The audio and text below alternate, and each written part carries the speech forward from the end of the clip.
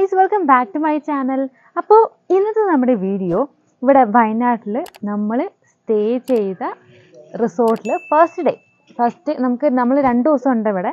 അതിൽ ഒരു ദിവസം കേവ് വില്ലയിലും ഒരു ദിവസം പൂൾ വില്ലയിലുമാണ് സ്റ്റേ ചെയ്യുന്നത്. അപ്പോൾ കേവ് വില്ലയിലാണ് ഇന്ന് നമ്മൾ സ്റ്റേ ചെയ്യുന്നത്.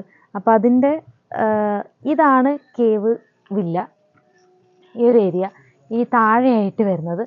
അതിൻ്റെ മുകളിൽ വേറെ വില്ലയാണ്. ഇവിടെയാണ് നമ്മൾ സ്റ്റേ ചെയ്യുന്നത്.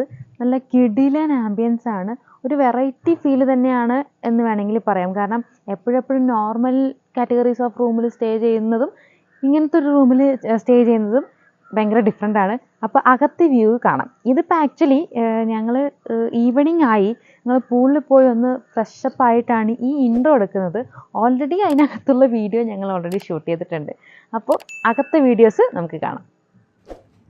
അപ്പോൾ അകത്തോട്ട് വന്നു കഴിഞ്ഞാൽ ഈ ഒരു ലെഫ്റ്റ് സൈഡ് നമുക്ക് ഫസ്റ്റ് കെറ്റിൽ, അതുപോലെ വാട്ടർ, അങ്ങനെയുള്ള എല്ലാതും വെച്ചിട്ടുണ്ട്. അതുപോലെ തന്നെ ഇതാണ് നമ്മളുടെ റൂം.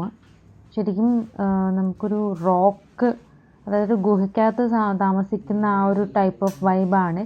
ഇരുട്ടാണ്, ലൈറ്റ് ഇട്ടില്ല എന്നുണ്ടെങ്കിൽ ഭയങ്കര ഡാർക്കറാണ് വരുന്നത്. അതുപോലെ നല്ല ബെഡും ഈസിയൊക്കെ ഉണ്ട് കേട്ടോ.